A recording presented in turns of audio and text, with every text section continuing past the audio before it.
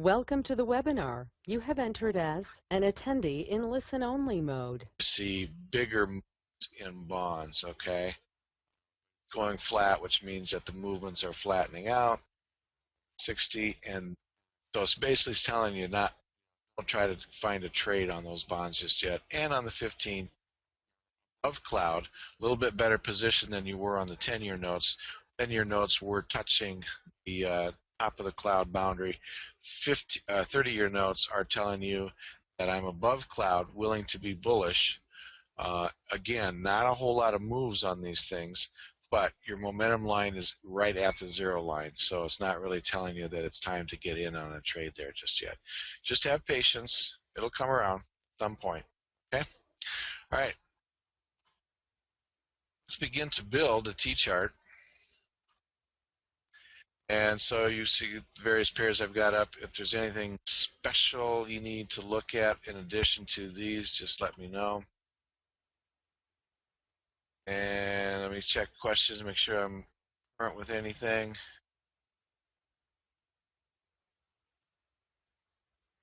Good day to you, Randall.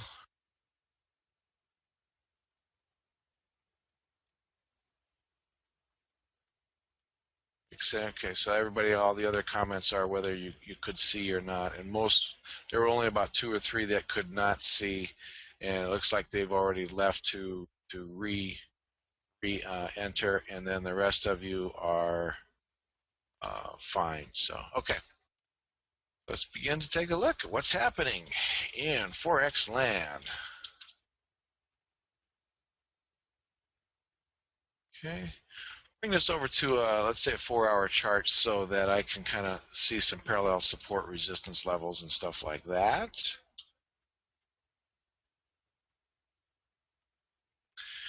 All right, so what I'm seeing on the 4-hour is you've got fairly decent upward trending moves here. Okay, you are above the clouds, so you do have a bullish movement to it. However, if I kind of look at this time frame right here, I'm mostly range bound. So it looks like I'm trying to break out of that range, but then this latest move here in the last 8 hours or so, I've broken back into that. So I'm going to list it as a range bound trade. With levels for resistance on the day, I'm looking at yesterday and noticing that these 3 wicks represent or come up close as resistance at R1 on the day, okay? Now, that's a pretty far cry from where we are right now on price level. We're about 113. This is all the way up at 114 and a quarter, okay? So as I look at what's happening with the dollar so far today, and you'll see that from this is a 4-hour chart of the dollar, and you'll notice that the dollar is starting to get a little bit stronger. And what is up with that? Do I have some type of a gap? Hang on a second while I erase some marks and re-look at this thing. And back to cursor mode so I can change this to an hourly. Not exactly sure what that might have been. Looks like a gap was forming, but on the hourly chart, this looks more normal. Anyway, I've got a fairly strong, slow, gradual build in the strength of the dollar index, and that's what's contributing to this move here down in the euro. And as long as the dollar is able to do that, instead of looking at R1 for resistance, I'll look at kind of the tops of some of these wicks and stuff up here. And I'll go with probably about 113. Let's go 113.85 for resistance. Again, I'll be range bound.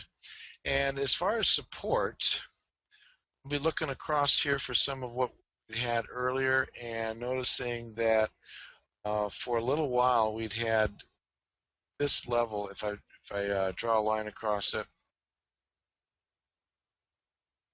okay,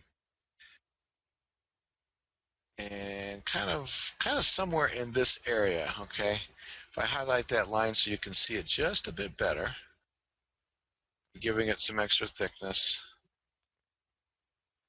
All right.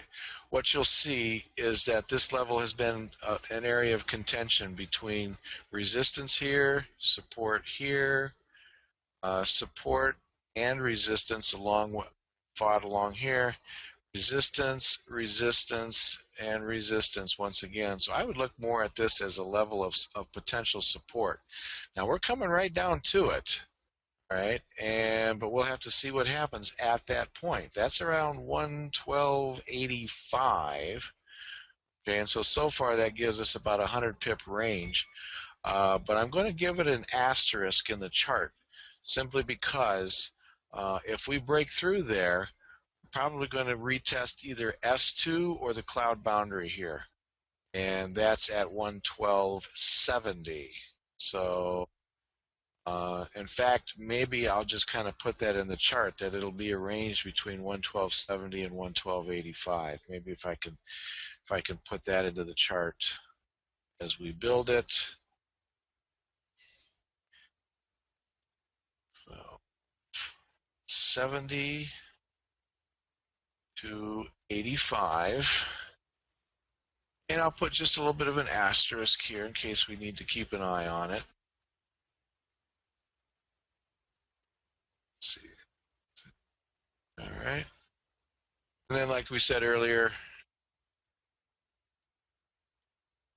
1385 on the top range, and I'll leave this as a range bound simply because of like what I had been seeing where these last couple candles have kind of brought us back in a range bound type of market here.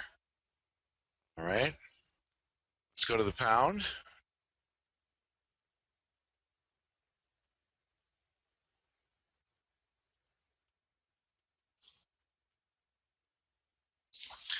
Pound has been extremely strong as of late. Look at that really nice bullish trend in. So knowing that the euro is kind of range bound and the pound is bullish, you might want to look at this thing and say, hey, not only the pound US can I trade, but I can also trade euro pound to the downside, or at least you have been for most of these days. I'm not exactly sure what's going to happen today because both the euro and the pound are kind of giving up some of their gains. But it was only logical. It was bound to happen at some point. Let me show you this thing on a 15-minute chart. Show you, not here, but let's see. Let's do that, and then close this up a little bit so I can show you these three humps. The view fans might look at that and say, aha, something's going on where I've got this, this, and then this. Does that complete 5 waves up on a motive wave chart for to satisfy Elliott wave? Notice that if this is my wave 4 and this was my wave 1, they left quite a gap between the two. They didn't even come into contact. So this is an extremely strong motive wave as a result, since 4 didn't even come down to touch 1. And so you could probably look at it, with those 3 humps. Notice that you're seeing them on the momentum chart as well. 3 humps there. Now you're beginning to lose a little bit of that momentum. So this on for a while. We could be going into consolidation. See what we've been doing. Not a very large down direction just yet, but no additional up moves as well. Okay. Mirko says 4 can only touch 1 in a diagonal, right? And I don't, since I don't have that, it's kind of real tough to know that this is the extent of what's happening with Elliott at this point. But anyways, it is at least something to see that you've got 3 major waves here that were forming part of that motive. Let me pull and just kind of look. I'll show you, even beyond those 3 waves, I still had a fairly strong move. And of course, this is on the 15, but in any case, some of that could be getting over with. Anyway, Back to the 240. Okay. Erase some of the stray marks.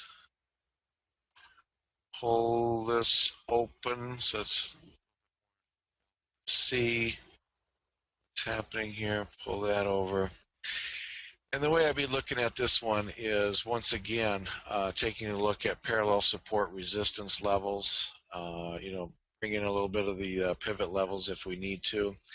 What I see right away is this candle here had a level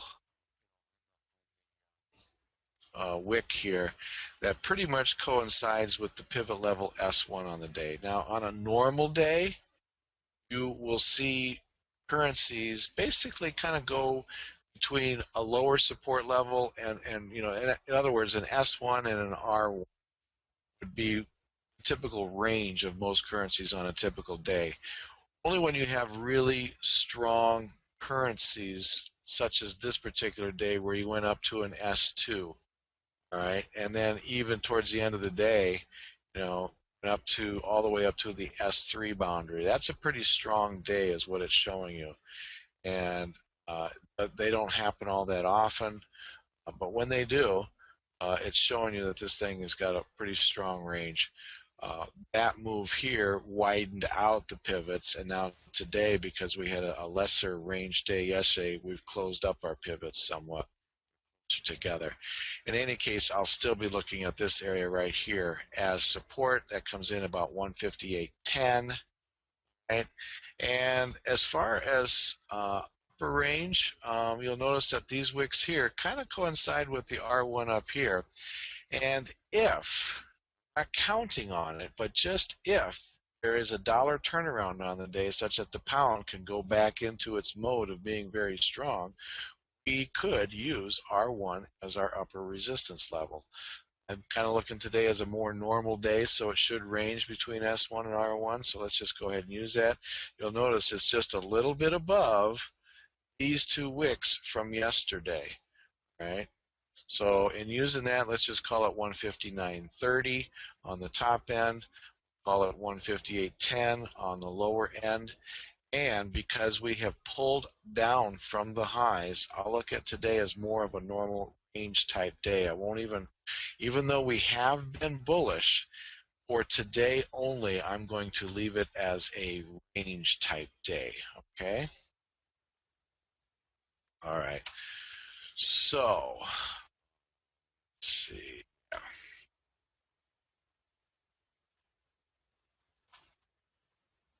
Chart again on 0.5810 and 1.5930.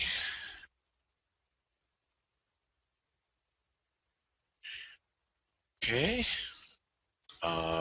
And Mirko says he likes the 5810 level as well. Okay, good. So we're seeing the similar types formations here. Ohm says, good morning. At 8:30, Canadian core CPI and retail sales being released. Any comments how it is being impacted on the U.S. Canadian? Well, let's go look at the U.S. Canadian next and try to build something there. And then when we watch the news come out, we'll be able to kind of see how everything gets affected. And Lou says, what pair to concentrate on before the news? Probably not much to concentrate on before, but let's at least get to and build that chart and see what the effects could be.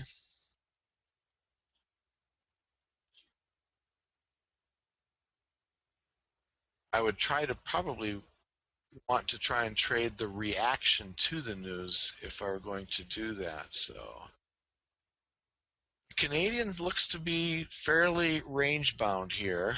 We tried to break out yesterday to the low side, and with the strength in the dollar that we saw a little bit ago, we're bringing it right back into within that range. So drawing this box,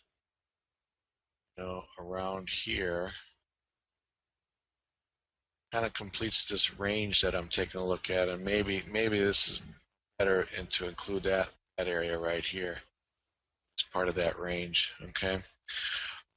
So looking at today, what I see mostly is we're already at the R1, all right, but we've been above pivot the entire day, so we haven't even made any attempts to be anywhere near S1, right? So based on that, and kind of seeing that this level right here was some support, okay, and that's a little bit above the R1. I'm going to call it 122.80, right? And look at that as a potential target from a resistance standpoint that it has to hold, or else this thing is going higher depending on how the Canadian news comes out. All right. And as far as support on the day, this will be our resistance level, 122.80. As support, I would probably go ahead and use today's pivot level. All right. Notice that that is in equals to this former support over here back about a week ago, right? And so let's just use that as our lower support level. We call that, it says 121.99, so let's just call it 122 even, right? So put that in there. Range bound market.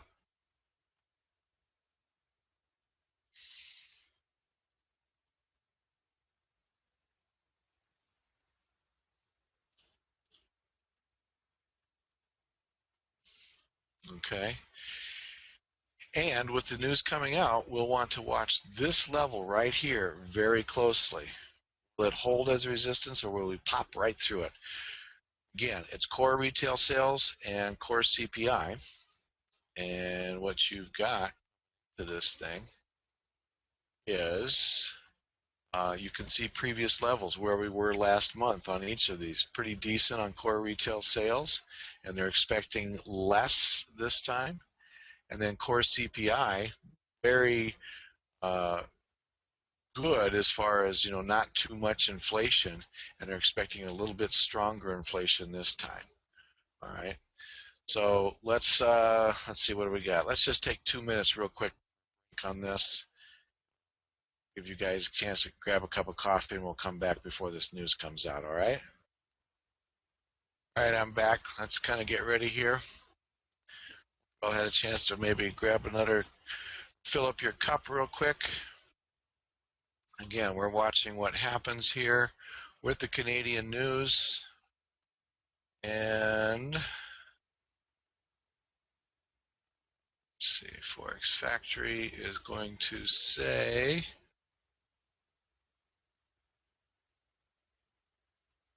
oh, look at it, it's already moving. A couple seconds before my clock. All right, let's redo this and see what happens with the news here.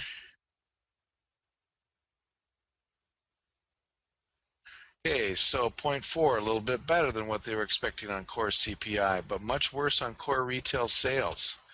All right, so when I originally saw this jump, that might have been that they were looking at core retail sales and favoring the US dollar side of that. Didn't come out just yet. Core CPI, or just CPI in general, not core, but just CPI in general, a little bit better than expected. And retail sales without being core, I guess that includes what? Food and energy. When you strip out food and energy, you have core. I don't know too many people who don't do without food and energy, so I don't know why you'd strip it out. But in any case, you can see that retail sales in both cases were in the red, below the 0 point, and worse than what was expected. So that should have weakened the Canadian, and as a result, you should see the long side being favored on the pair. Right? And then, of course, with CPI being a little bit stronger in both cases, that would have favored the Canadian, and you would have seen it fall a little bit. Well, the entire mixture of this is causing this to kind of break upwards. We are hitting the R1, are getting close to this 122.80 area, our charts. So we just kind of maybe need to see that as the day progresses, is this thing going to get worse or not? I do have a typo here. Okay, so that's 122.80. All right, so that's what we're looking at right here. Is this going to break above the R1 or not? So far it's left a wick. Resistance is holding, but we're fairly, you know, embryonic as far as being away from that news point just yet. So if you're interested in trading the the U.S. Canadian pair, continue to watch this. If you do get that breakout, okay, then here's what I would take a look at this point, okay. Bring it down to, say, a 10-minute chart, something like that, okay? And take a look at where you are with your crosses. Now, your 9 and 26, if you have not seen the Ichimoku webinar that ago, you can still get that from the Wise Trade office. Just call the Wise Trade office, ask for the Ichimoku webinar, the paid webinar that we did a few weeks ago. All right. In any case, you can see that we've already made a cross of the 9 and 26 in the upward direction. That's bullish, okay? And notice that see, look, we're making a breakout now, all right? So I would try to trade this with the breakout, okay, because it's probably going to go higher. Once you've broken the R1, you're probably taking some stops with you right now. And so we just kind of need to see just how many stops do we need to break for this thing to get a short squeeze on. Now it's not moving very fast, so it's not really getting a whole lot of momentum. Close this up, see if we can fib it anywhere.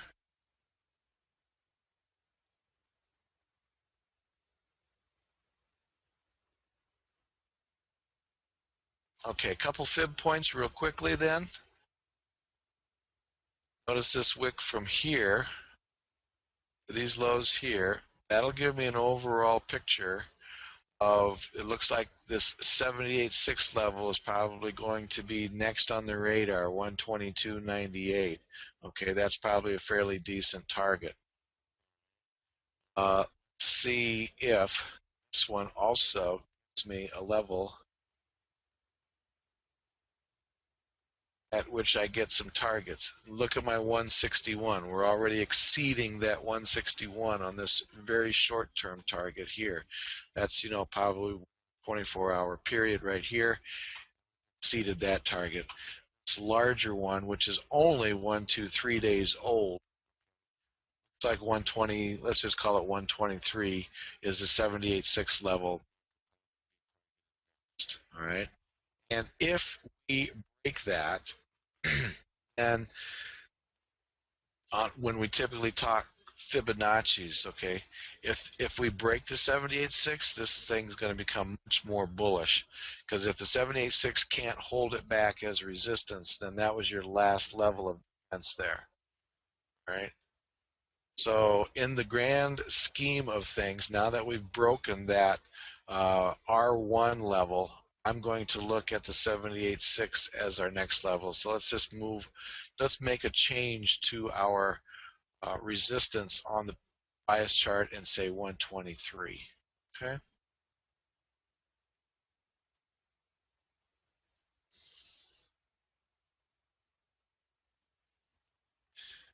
That way, anybody who comes in late and has not seen this analysis will kind of wonder, well, we're already above there. What's going on? And I'll just kind of use that to hem it in. So as far as bias on the day, and you can already see we're moving, this tweezer type action. This red candle right there, that happened right before the news came out. So it looks like we formed a giant tweezer, but that's just the fast traders, the high frequency traders that are trying to game the system to see if they can't get any stops popped, and you can see the news was such that it turned that right around.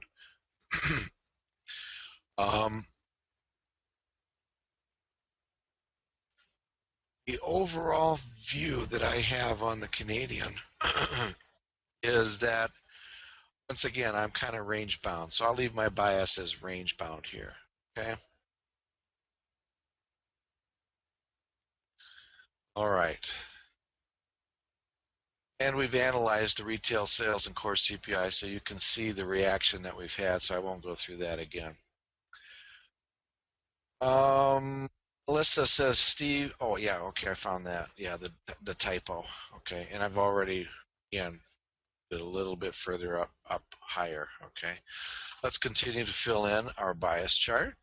Again, if you're tuning in late, Blake had some family emergency stuff to do overnight, and so he didn't get much sleep. Okay, and so he will not be here for the morning edge.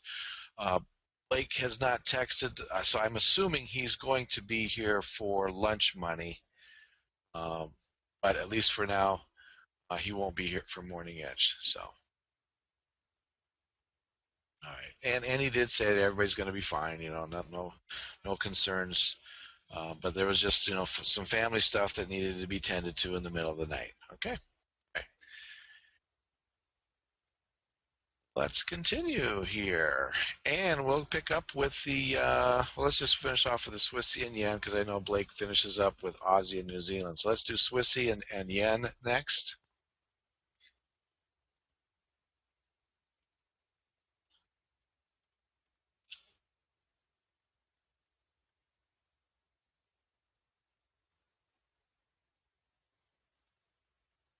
On the 240, open it up just a bit.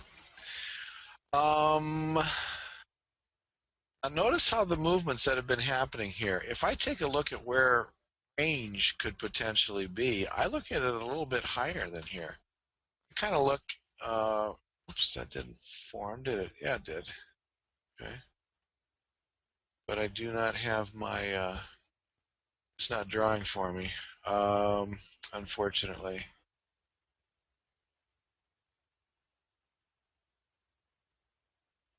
Okay. Anyway, if you just kind of follow my cursor, up here is where I look at my range area. Okay. And you can see that what we're doing is we're getting a continuation pattern. We started on the downside over here, went into range, and now we're beginning to continue the downside. And I look at this area as bottom side of the range. I don't know if I can get that to draw or not. Nope. So let's just use, and I kind of look at this area as the bottom side of my, and I can't even get that to work now. let's let's try this one more time. There, now I can get it to work. Okay. All right. So this blue line kind of represents the bottom of my range. And notice how the latest 240-minute candle using that as resistance right. Okay. So I'm actually going to give this a bearish bias. I'm going to give it a bearish bias.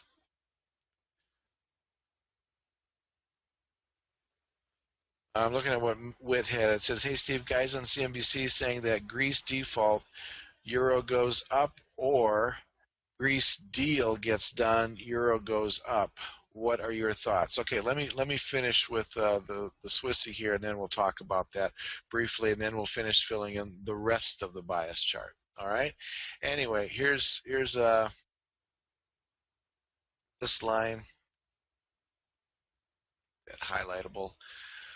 And of course, it comes in very, very close to the R1 on the day, okay? And so far, the pivot point has been used as support on the day, and it is very close to a temporary low from yesterday. You can see we did finally get lower yesterday, and that was all due to the weakness in the dollar itself. But this temporary low during Asian hours, Asian and early European hours, kind of was the low, and it's very close to today's pivot. So I'm basically going to use the pivot and the R1 on the day as my support and resistance. Okay, go ahead and use those. And so what we have is 91.99, so it's effectively, let's call it 92. 92.50 is my R1. So it's a smaller range, only 50 pips from what we've been seeing in the other currencies. But that's what I'm looking at. All right. So 92 by 92.50, and with a bearish bias.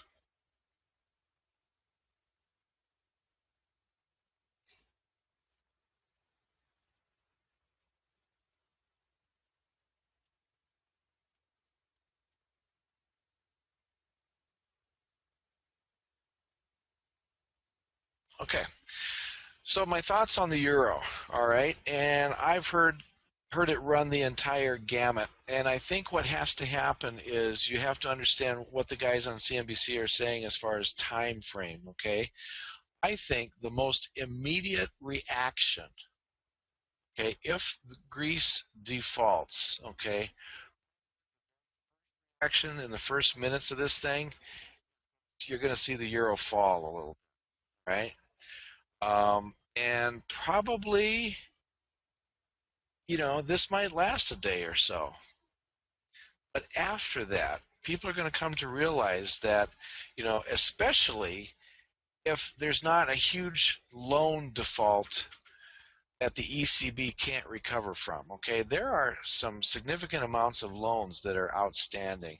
And if those things aren't going to be paid, you have to take a look at the banks. How much exposure do the rest of the European banks have to this whole thing? And if they can put out word, either through the ECB or individually, that they're going to be okay, and you'll probably see the euro strengthen. So knowing what time frame these guys on CNBC were talking about, I think the longer term, yeah, you're going to see the euro strengthen as a result because you're getting rid of the weak sister and holding things back. Stand, okay. So yeah, the euro would probably rise in the event of a Greek default. Okay. But again, that's a longer term picture, not probably the first reaction on the day that it happens. Okay. If Greece gets a deal done, probably will rise also because euro has been held hostage as to what's happening. So most of your traders out not allowed the euro to get stronger because they're thinking that, well, if the first movement because of a Greek exit is probably down, I'm not going to get too hog wild and letting this thing rise. Okay, so they've been purposely holding it down until this Greek situation gets resolved one way or the other. But I am in agreement that over the longer term, either resolution, either a saving of Greece or an exit of Greece term, will let the euro become stronger.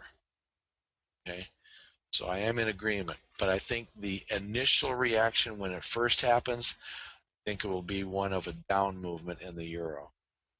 Okay, so those are my thoughts. For what it's worth, I could be totally off base, and I wish maybe you'd have asked Polly too. I would have been interested in Polly's reaction to that too. Okay, let's finish with the yen.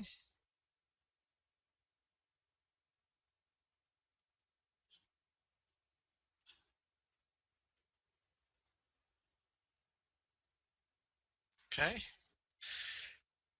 you can see the yen is forming a great big old range bound kind of a thing here. And I still can't draw. All right, so shoot, my pen is not there. Maybe I can do it with these things. Okay, setting up a line, and it's kind of two phases here. Let's just kind of draw 3 lines across here. Okay, and I've got range boundedness to the market. Okay, another one. That at the bottom of that range, which is the top of that range.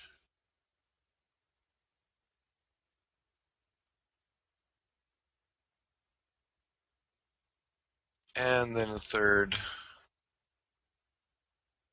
Okay, kind of showing that area which encompasses stuff off to the left here. Okay, so I've got 2 main ranges, this up here and this down here. Okay, and where I can currently position is back within this lower range. Okay, if you break up above, you'll still be in a range trade, just at a higher level. But that's kind of what way I'm looking at it. Well, if you can't draw, might as well close shop. Yeah, right. Anyway, where I'm currently here is I'm still back within this lower range, and so I'm going to give my bias as range bound. Okay. Um, in addition to that, kind of open this up a bit so I take a look at what's happening most recently in the last couple of days. And on the day, I'll probably look at the bottom of this level here, which was support, as new resistance. And so let's just call that 123.40. Okay, 123.40 is an upper boundary. And at the bottom, pretty much where today's low was. Okay, that's at 122.80.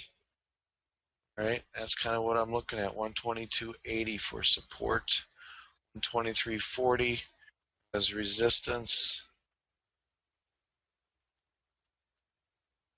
Okay.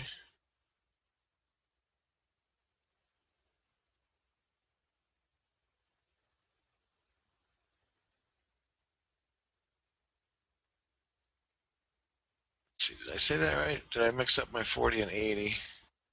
122.80. Okay. That's can't even keep my thought long enough.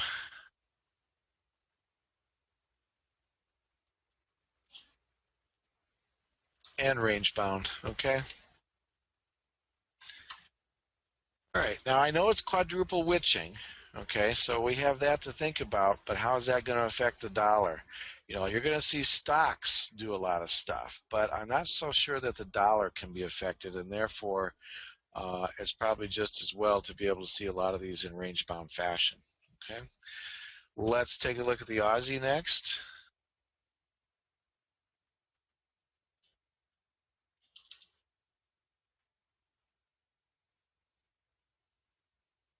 All right, this one's had a little bit more movement, a little bit more bouncing around, but once again, because of the actions of the dollar starting to get a little bit strong overnight, I kind of look at this area as the top of a range, around in there, thereabouts, and this area as generally the bottom of a range.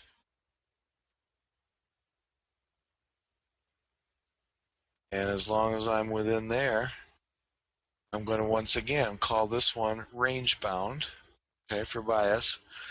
Boring, everything's range bound except one so far. My resistance on the day. Notice that we've come down, starting in Asian hours, and then kind of continued on through the start of, well, that was still Asian hours on that particular candle. So once we got into European hours, we've been in this range, but it took during Asian hours for us to fall into it. I will probably then use today's pivot, even though we've been higher on the day. I will use today's pivot now for the remainder of the day as my resistance zone, 77.85. Okay, and let's use, let's see, yeah, I've got a lot of parallel support right where my cursor is at, and it also happens to coincide with today's pivot, S1. But a lot of parallel support all the way through here at the same S1 level. All right, so that's what, 77, let's just call it for sake 77.20 and 77.85 range bound.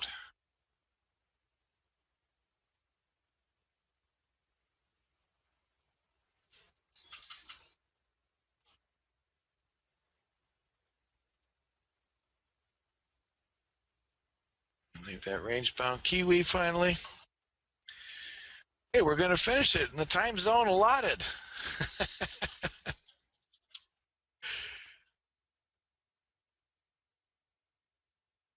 Then we can finish up with some final comments. This one also is bearish. So most of my range bound type stuff was up here, okay? But we had this huge gap, right? And if you take a look at the daily, you'll kind of also see that where we've been coming from, okay? Even more prominently on the daily that we're bearish, okay? So that's what I'm going to hold to for the bias on the day. And as I build today's levels, I look at what's up here and kind of look at some support levels and see where they're at around 69, 69.50 it looks like, right? Today's pivot is even below there, okay? Today's pivot is at 69.30, but let's just give it a little bit of extra room in case there's some sudden moves or whatever in anything. So we'll use 69.50 as the top end. It's pretty much in conjunction with our 26 moving average line, which sometimes also can be used as a support and resistance level. And we're coming from below there, so that would be resistance then. Notice the 240, the crossover, and 9 line is below the 26 line. And of course, you get that from watching the webinar that I did on Ichimoku a couple weeks back. Anyways, that's kind of what I'm looking at. So I am to use 69.50 as that. I'll use the S1 pivot as support on the day. Very close in the same vicinity from, let's see, that was 2 days ago, right at the close, as a support level. So we'll just use that. And that's at, let's just call it 68.70, right? 68.70 to 69.50 and a bearish bias.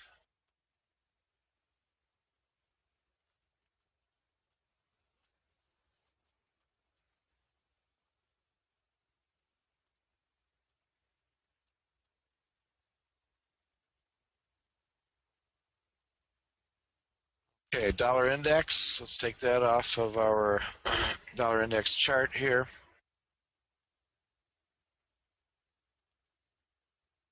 Okay, let's put this to a 240 if we can. All right.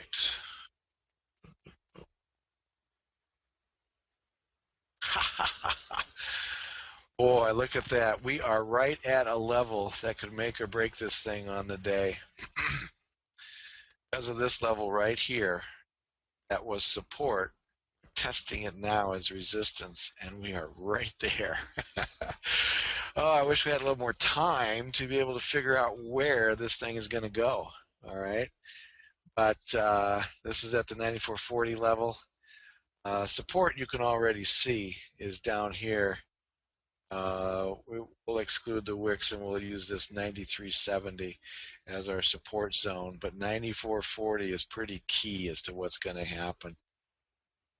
So what I'm going to do at this point is just say, let's use these wicks right here, or I mean the bodies, not the wicks. 94.45, and we'll put an asterisk by that level because that's key. If we break above it, all bets are off as far as that being resistance. If it holds, then we know that it's holding. So again, 94.45 and 93.70. I'm going to kind of look at this as a bearish range on here for now. Remains to be seen if we become range bound. If we break above, we become range bound. If we stay below, I'm still looking at bearish bias.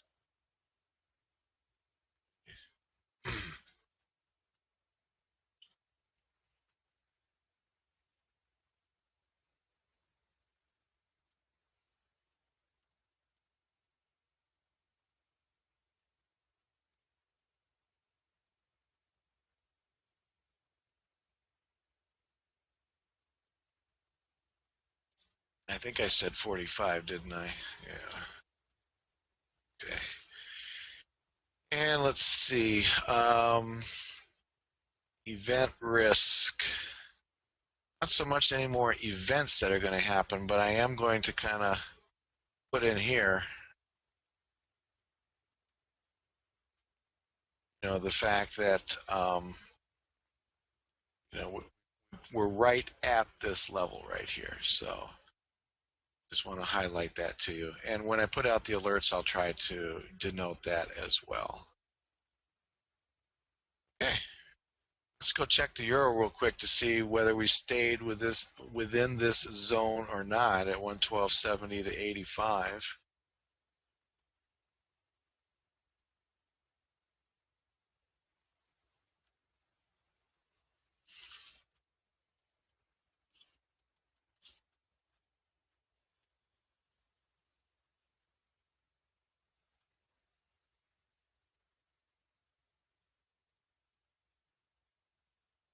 So far we are.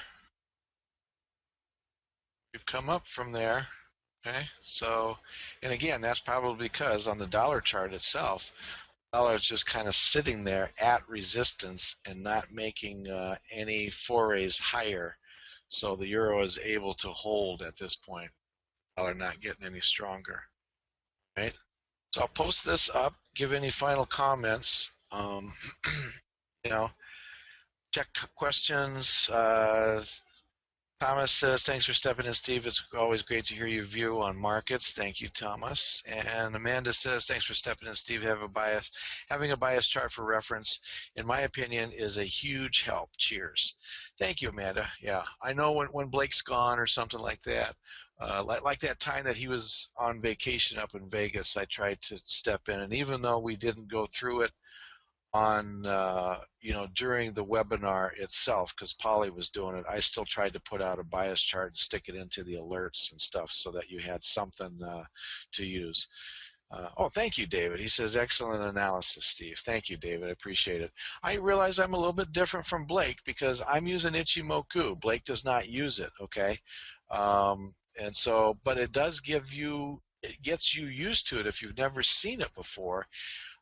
You should be adding it as one of the tools in your toolbox. The moving average systems and all that kind of stuff, pivot level systems, Fibonacci systems that Blake and Polly use, they're good. You want, if you combine them with Ichimoku, it's just adding an extra tool in your toolbox. And if you want to get that webinar, just call the Wise Trade office and ask for that webinar.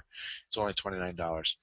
But in any case, there's, if you need to get your picture, there's your picture of the bias chart. Again, I'll put it into the alerts. Kip will be here momentarily. David says, thanks for stepping in, Stephen. Nothing better than taking the next step by stepping in for someone. Now I will just step aside to allow you more comments. Thanks, Dave. I hear Kip. Hi, Kip. Hey, Stephen. How are you? How you doing?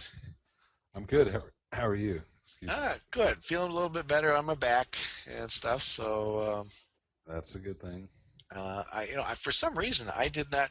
Usually I hear the ding